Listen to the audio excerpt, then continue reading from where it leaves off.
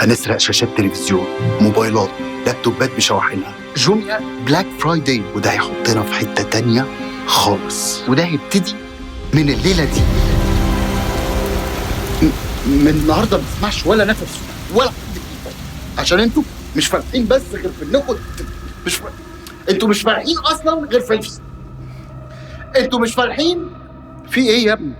استنى ما اعرفش. سيبك منه، ده عبيط مش فاهم حاجه. يا جماعه اسمعوني بس.